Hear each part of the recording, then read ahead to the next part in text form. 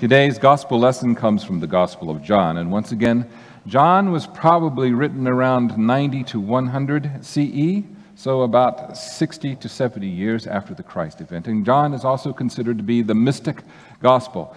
So hear this parable about the true vine.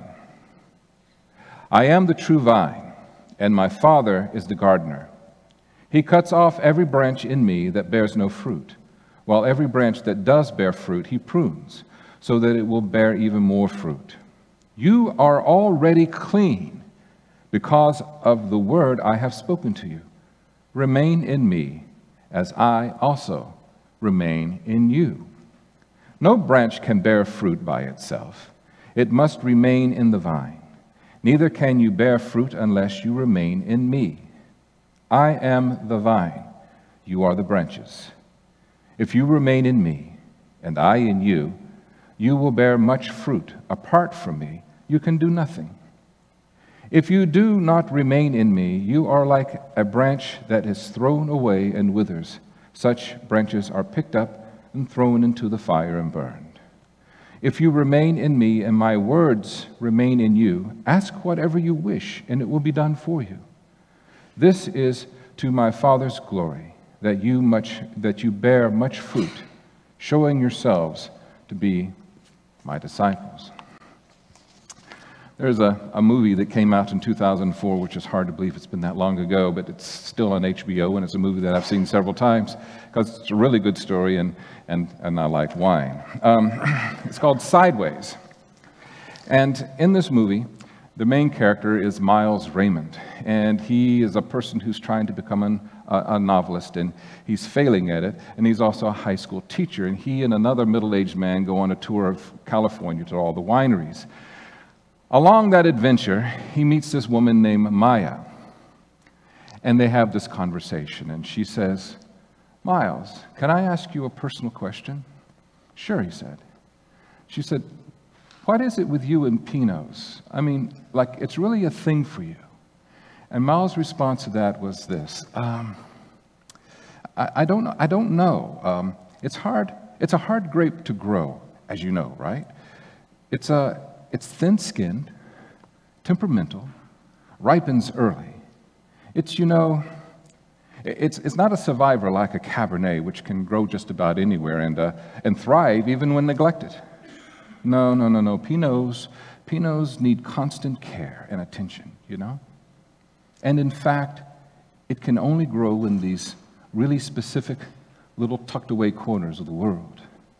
And only the most patient and nurturing growers can do it, really.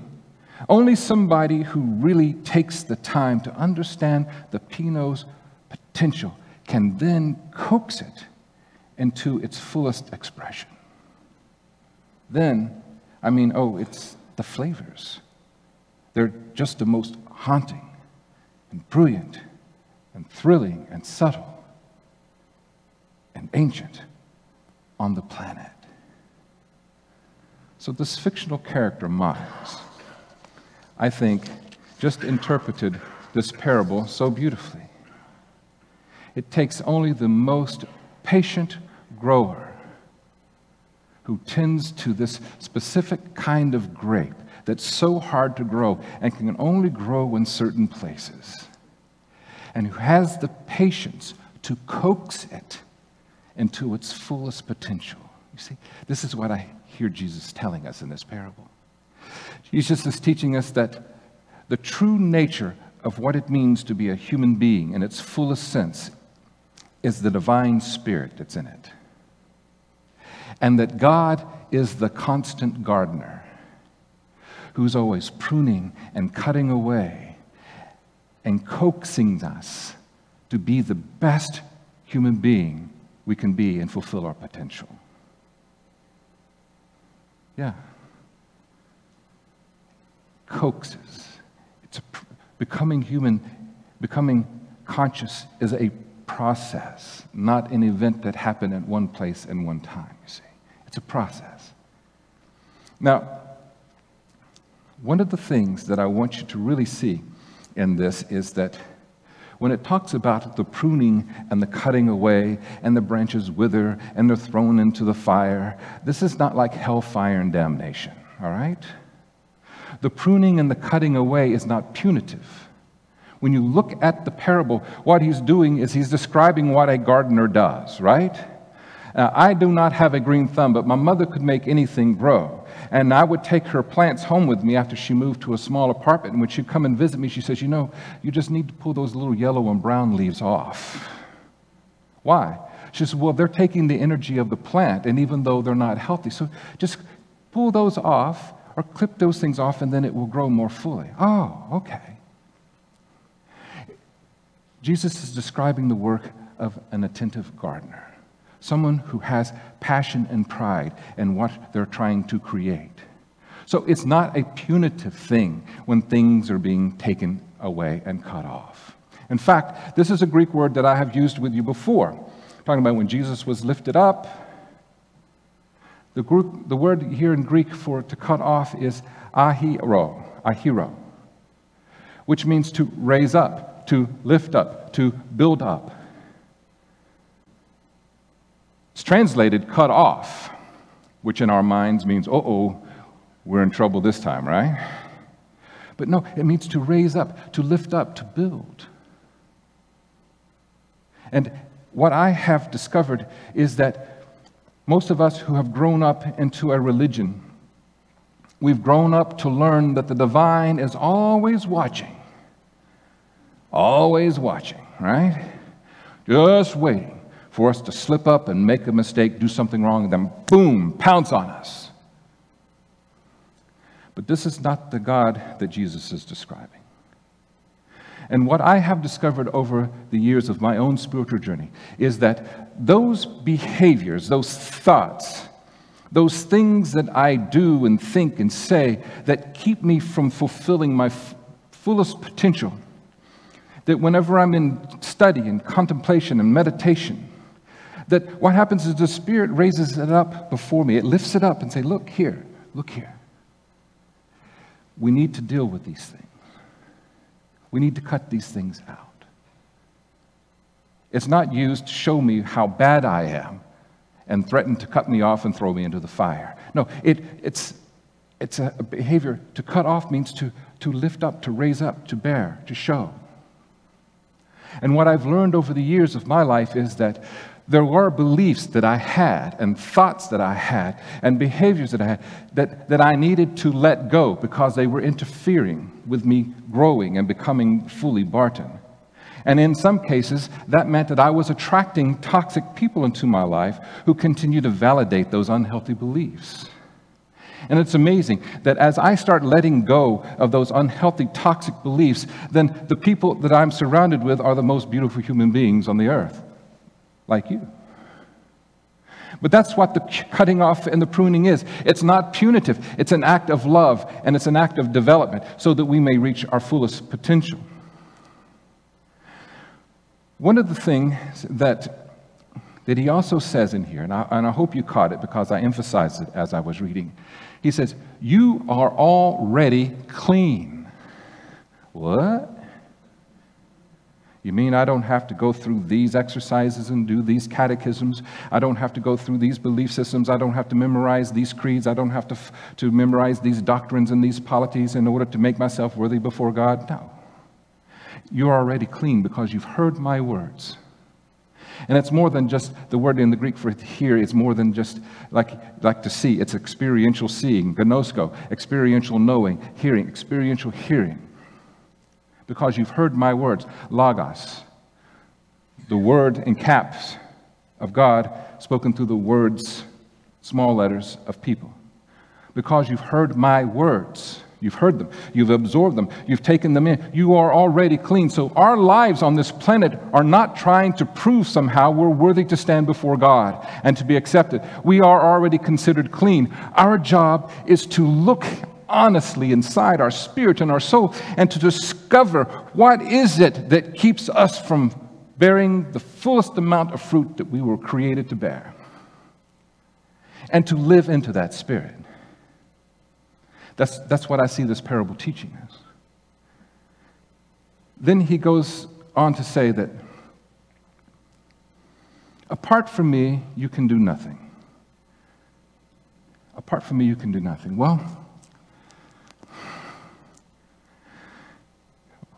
the temptation here is, and primarily because so many of us have grown up in religious traditions, is to believe that only in Jesus, believed in this specific way, can we do something.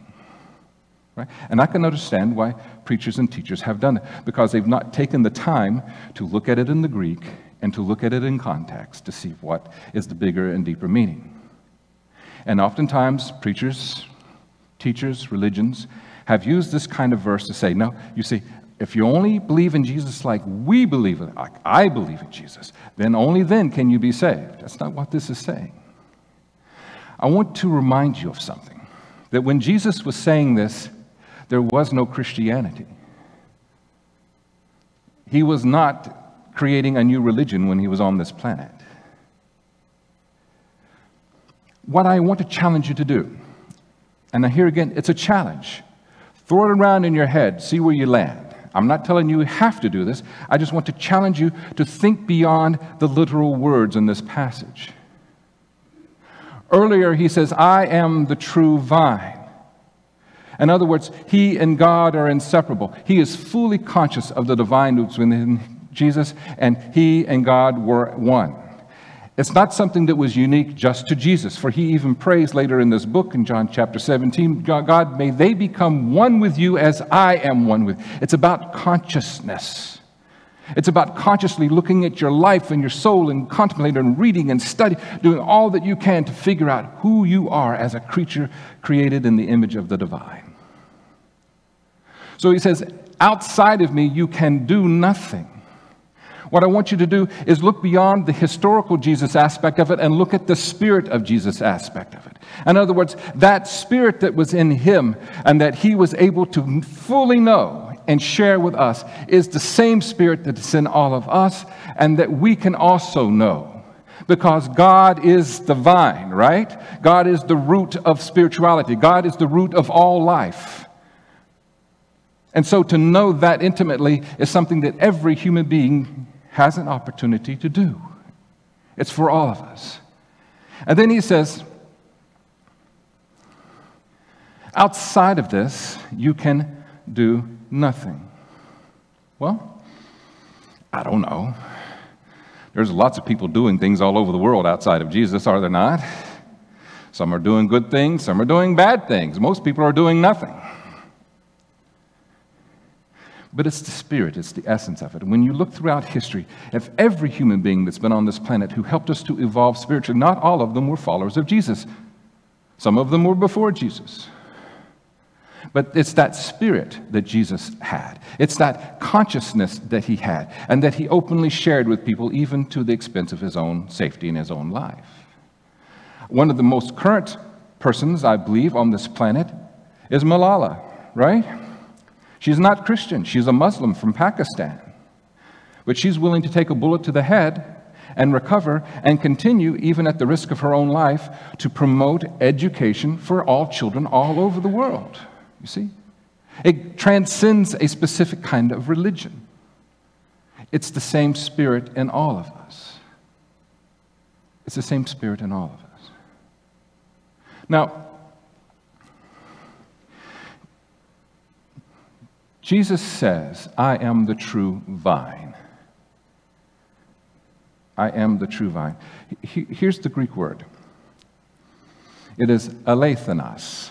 And I want to share with you the definition of this word that's translated as true, but means so much more. Because our temptation growing up in religious traditions is that our religion is the true religion, right? We've heard that all over the place, right? Everybody's got the true religion, and no one else is going to heaven but them, right? But this is what I am the true vine. This is the word, alethenos. That which has not only the name and resemblance, but the real nature corresponding to the name. In every respect corresponding to the idea signified by that name. Real, true, genuine, true, veracious, sincere. You see? Jesus can say, I am the true vine, because he was one with the root of that vine. one with the root, the source of that life. I've shared with you all that there once upon a time in my own journey, I became very disillusioned by the church. And I sought to maybe join some other religion. And I explored Judaism and I explored Buddhism. But eventually, I came back to Jesus. And this is why. Because in my journey, I believe Jesus most honestly represents the truest nature of God. So that's why I claim I am a follower and disciple of Jesus. I don't so much call myself Christian anymore, nor say that I serve a church, and this is why. Because Westboro Baptist Church, you're all familiar with Westboro Baptist Church? They're the ones who go to funerals of people who've given their lives in military service and protest saying that this parent is burying their son or their daughter because God doesn't like homosexuals.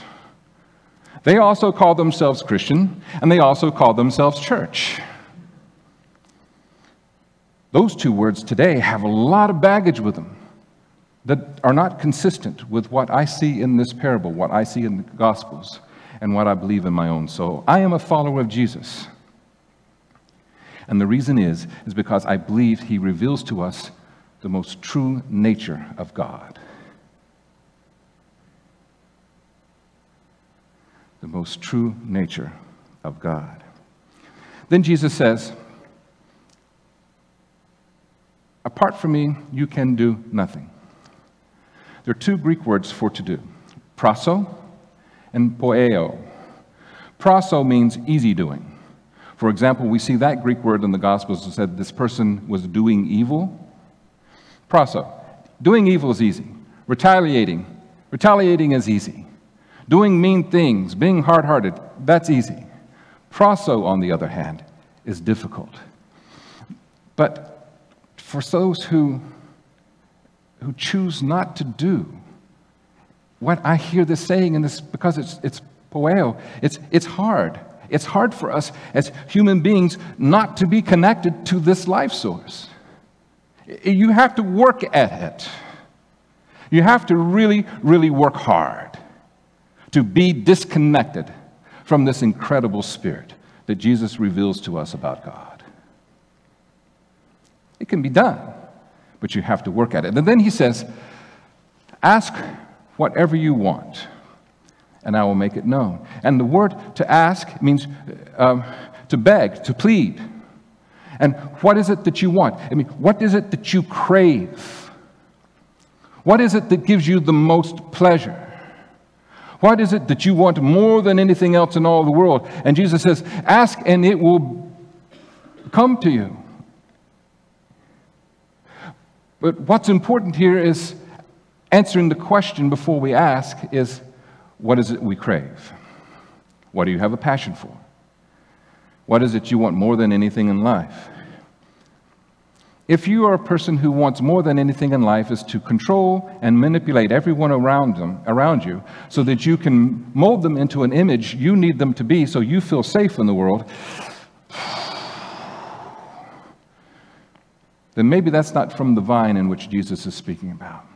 If you think, I wish to win the lotto so I can quit my crappy job, I can buy a big house, 20 cars, I can go all over the world, I never have to worry about paying bills again. I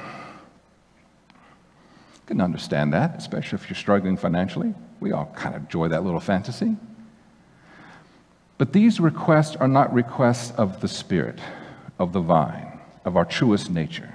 These are requests of the ego. That part of us that wants to hoard, that part of us that wants to control, that part of us that wants to fight or flight, that part of us that's trying to survive on this planet. What Jesus is calling our attention to is that he is the true vine. To see him, to know him, to understand him, to hear, to listen to his teachings, is to know that what he represents is the true, accurate representation of God, who is the root and the life force of everything in the universe. You see? And ask anything from that. What is it that you desire? I desire, before I die, to figure out who I really am and why I'm really on this planet. Then it will come to you. Is that what you crave? I crave to find those things in my life, things that I already know, but to have the courage and the discipline and find the resources to cut those things out of my life so that I can move beyond where I am now and contribute more and to create more in this world. Those are the kinds of prayers that Jesus is talking about. Those are requests of the spirit, of the soul. You see? I am the true vine. You are already clean because you've heard my words. God is the constant gardener that's pruning and cutting away. And it doesn't mean that God is punitive and God is mean. This happens with those who love the vine the most. Let me share with you. Some of you, this will be the first time you've heard it. God is not codependent. And God is not also an enabling parent. If you choose to ruin your life and destroy lives all around you, you can do that if that's what you feel you need to do. But God's Spirit is going to be challenging those thoughts and those behaviors all along the way.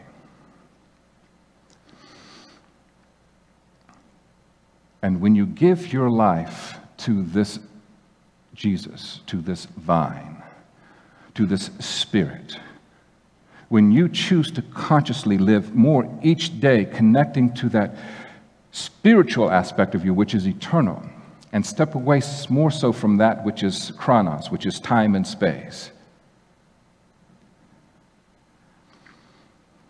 then you start opening yourself up to incredible possibilities.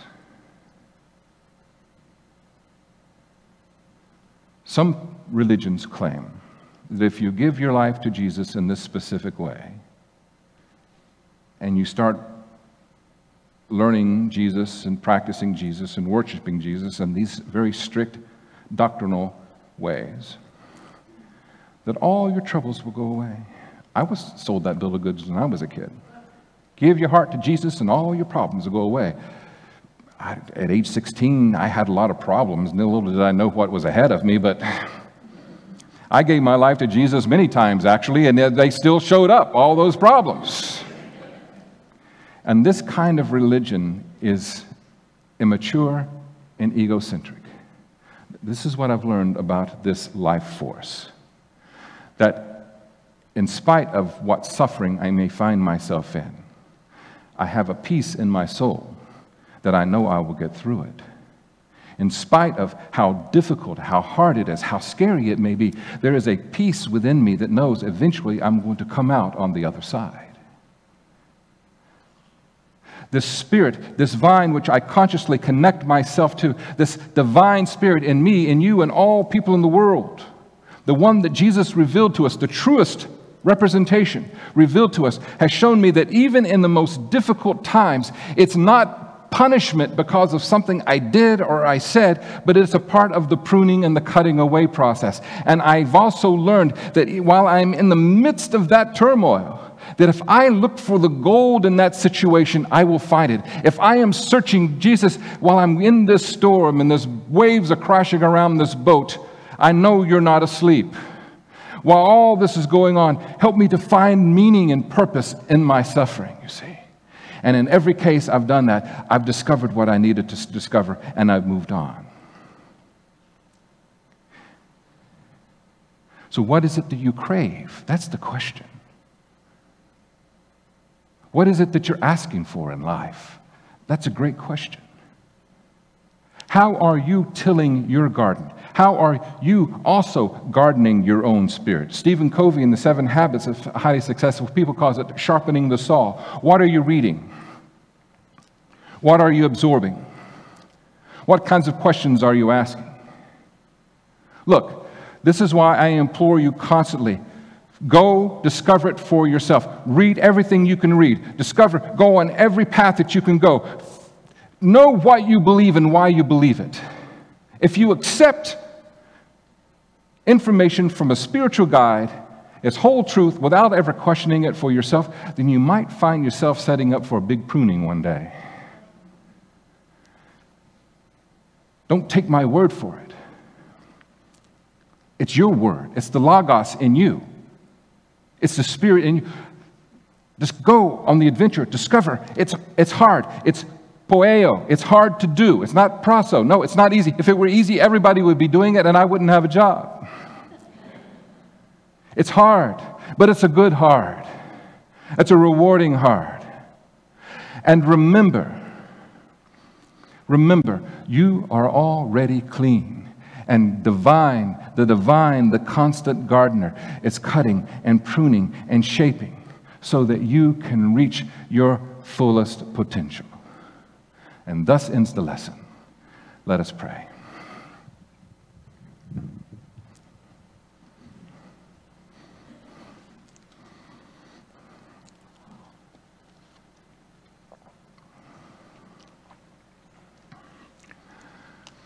God, I know that as your Spirit is pruning and cutting and helping me to become my fullest self, that I'm a partner in that as well.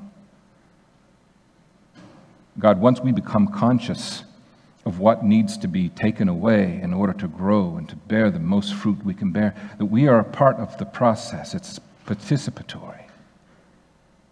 You did not create us to sit around and wait. You created us to participate and to be a part of, to become disciples, to become followers. So it's my prayer that every soul that is here today, that knows what they need to do, that knows what needs to be pruned, knows what needs to be cut, knows what needs to be done to bear greater fruit, that your Spirit and our Spirit will work together as one to help us to glorify you fully.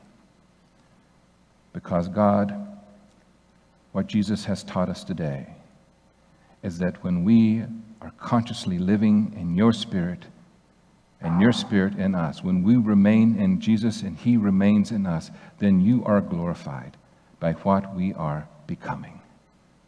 In Jesus' name we pray. Amen.